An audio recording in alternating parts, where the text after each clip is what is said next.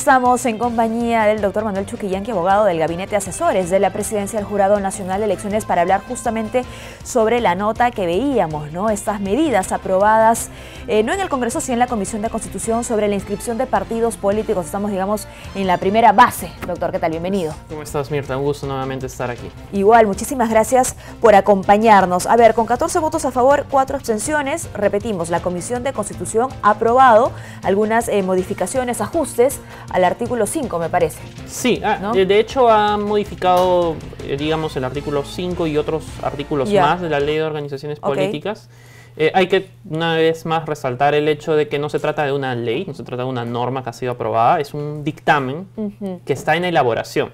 Porque hay algunos temas más que han quedado todavía a discusión de la propia comisión, como era una propuesta, por ejemplo, de que la OMPE pueda tener acceso a la información bancaria de las organizaciones políticas de forma directa, que es algo que, por ejemplo, decidieron que iban a tratar cuando vean el tema de financiamiento. Del mismo modo con el tema de democracia interna, que lo han trasladado para un debate posterior. Entonces han quedado algunos temas que todavía van a ser tratados a nivel de comisión, pero aquí se han aprobado en principio algunas propuestas ya puntuales que la Comisión de Constitución en su seno pues le ha dado el ok, ¿no? Bueno, que es positivo igual, ¿no es cierto? Si bien vamos a hablar sobre inscripción, aún no sobre cancelación, porque hay puntos aparte, es positivo, digamos, estar en esa etapa de dictamen porque igual se permite la discusión, la reflexión sobre aquello que se ha dispuesto.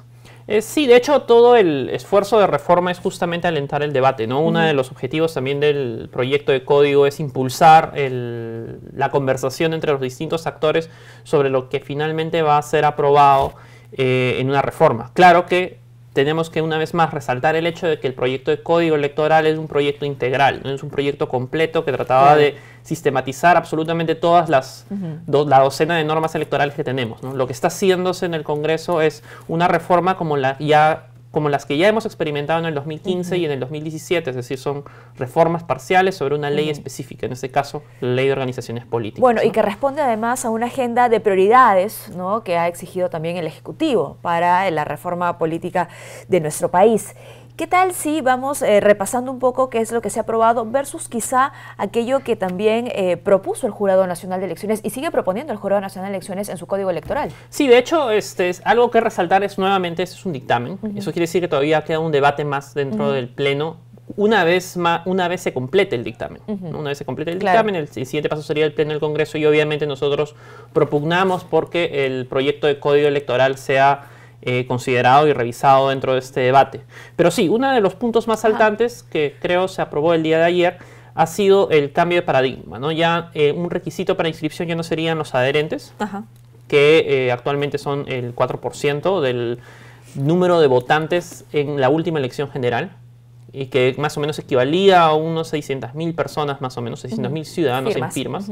Se ha decidido eliminar el requisito de adherentes para pasar a un requisito de afiliados, ¿no? Que sería más o menos en el equivalente al 0.1% del padrón electoral más reciente. Y esto equivale aproximadamente a 24.000 ciudadanos, ¿no? Es decir, que sería que un partido político para poder existir necesitaría demostrar que tiene 24.000 afiliados. No firmas, afiliados. Sí, se supone. Hay que también destacar que hay una diferencia, ¿no? Sí, por favor. El adherente es básicamente una persona que tiene una simpatía hacia una organización política y básicamente le dice, bueno, creo que la posición e ideología que tú propones es interesante y deberías tener la posibilidad de transmitir tus ideas a la ciudadanía a través de una organización política, ¿no? En cambio, el afiliado no está participando a ese nivel, sino tiene un involucramiento mayor, porque es una persona que ya cree firmemente en la ideología. Y que es parte. Y claro, y es parte de la organización, participa, se supone, activamente de la democracia interna, de los congresos que pueda desarrollar la organización política, incluso puede formar parte de la dirigencia y ser candidato, obviamente. Claro, habrán afiliados de repente más activos que otros, sin embargo, el grado el vínculo, digamos, es el mismo. Así es. Pero una cosa que tenemos que destacar también es de que, digamos, una organización política al momento de nacer tiene que primero pues constituirse como tal para poder, obviamente, gozar de todos los beneficios, como por ejemplo en el caso consiguiese representación en el Congreso, el financiamiento público directo, para justamente reinvertir ello en pues en capacitar a sus afiliados, en invertir en los locales, y justamente eso es lo que genera digamos, ¿no? Que más afiliados se puedan insertar dentro de la organización política, ¿no? Una organización política no nace directamente pues con una cantidad determinada de afiliados. Es por eso que el jurado en la propuesta de código planteaba un sistema más o menos mixto, ¿no? Planteaba por un lado un número de adherentes reducido en comparación a las con 600.000. las 600.000 firmas. Nosotros proponíamos que fuesen 240.000, pero también solicitábamos o exigíamos un número de afiliados que alcanzaban más o menos unos 3.500 afiliados. Pero esto también iba concatenado con la exigencia de los candidatos, porque la mayoría de los candidatos en el marco del código tienen que ser afiliados. Entonces, en tanto tienen que ser afiliados, obviamente pues tienen que ser un número mayor a los 3.000 o 4.000 personas que originalmente se les exigía al momento de su inscripción. Sobre los invitados, por ejemplo, a una organización política, ¿qué es lo que menciona el Código Electoral y aquello que aún no ha entrado en discusión, me parece, en ese dictamen? Hay varios elementos que no han entrado en discusión todavía, ¿no? Todavía, por ejemplo, no se ha hablado sobre democracia interna, que es justamente el momento en el cual entran a tallar los invitados, ¿no? En el proyecto de código, y creo que eso se plantea también en varias otras propuestas de reforma electoral, lo que se plantea es de que se presente un 80% de la lista total de candidatos que sean afiliados al partido político y un 20% sea pues directamente invitados, ¿no? Esos invitados solamente podrían ser personas ajenas al partido político, ¿no? Y obviamente tendrían que tener una prioridad menor en el caso de democracia interna, ¿no? De aquellos que sí tienen afiliación. Así es. Regresando a la propuesta del Jurado Nacional de Elecciones, cuando menciona usted los 3.500 afiliados, ¿esta cifra respondía a qué? ¿A una realidad? Yo me pregunto en la actualidad, por ejemplo, cómo van los números de afiliados dentro de nuestras organizaciones políticas que quizá en un futuro tengan que cumplir, porque está en quizá, ¿no? Tengan que cumplir con ese nuevo requisito de ¿cuántos afiliados? 24.000 afiliados. Claro. El proyecto del código basaba un poco o relacionaba la cantidad de afiliados con el número de comités electorales. Entonces, la propuesta del proyecto de ley del Congreso, que hasta ahorita se ha aprobado en Comisión de Constitución, no genera muchos cambios al esquema que tenemos actualmente, que son básicamente 65 comités que tienen que estar en 3/4 de las provincias del país, ¿no? Claro.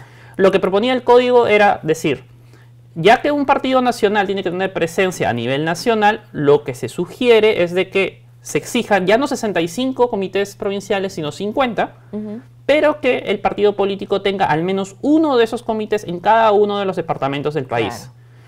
Y se incrementaba el número de afiliados por comités. Ya no serían 50 afiliados por comité, sino 90. Entonces, a partir de ahí de la sumatoria de todos estos afiliados nos daría pues los 3.500 afiliados, ¿no? Muy bien.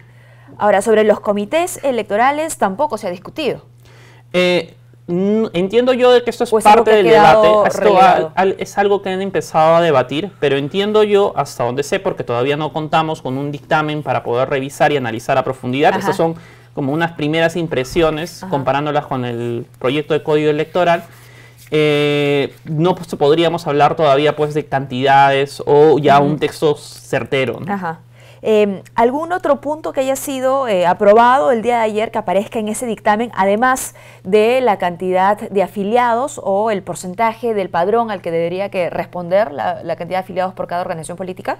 En cuanto al padrón de afiliados, ya no hay más, digamos, ese es el principal cambio, ¿no? Es el principal cambio, pero sí se ha mencionado en algún momento la participación facultativa de RENIEC para el tema de la adhesión biométrica o la identificación digital de la que hablaba RENIEC, pero es algo que todavía está en discusión y en todo caso del debate no se quedaba muy claro todavía cuál iba a ser la participación de RENIEC. ¿Y que serviría para combatir malas prácticas entonces en la afiliación? Potencialmente. ¿De ciudadanos? Una cosa que sí hay que destacar que en el caso del proyecto del Jurado Nacional de Elecciones lo que se planteaba es de que esto fuese obligatorio. Ajá, muy bien, es decir, cuidado con eso. El jurado planteaba una posición en la cual obviamente toda adhesión, porque el esquema del jurado es de adhesión, y toda afiliación también sea hecha a través de la identificación digital del ciudadano, que iba pues por el registro biométrico obligatorio, ¿no? Que no tendría que encontrar mayor pero. No, además la propia RENIEC nos ha señalado de que ellos están en completa capacidad para poder desarrollar este tipo de trabajo, ¿no? Entonces no habría mayor inconveniente técnico para poder ejecutar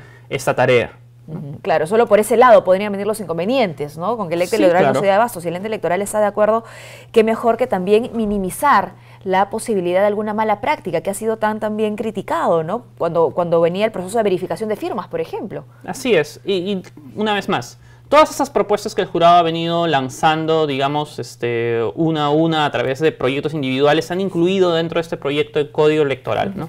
Que presentamos en abril y esperamos sea considerada aún en el debate, no claro solo sí. A nivel de comisión, sino también a nivel de pleno, una vez pues ya se consolide tal vez alguna posición más fija en la Comisión de Constitución, ¿no? El debate en la Comisión de Constitución va a continuar, ¿no? Hay más puntos que agregar a ese dictamen, luego pasará al Pleno y como dice nuestro invitado, esperamos pues que todos los aportes del Jurado Nacional de Elecciones en el Código Electoral, que además es una sumatoria de diversos instrumentos y la visión no solo de los entes electorales, sino también de especialistas técnicos, sea tomada en cuenta. Sí, esperemos que esta discusión continúe, que se sigan pues realizando las mesas técnicas, que se sigan escuchando las posiciones del Jurado Nacional de Elecciones y de otros actores más, ¿no? Pero sobre todo que se escuche y se llegue eventualmente a una reforma integral de toda la legislación electoral. Muy bien, muchísimas gracias, doctor Chuquillanqui, por habernos acompañado.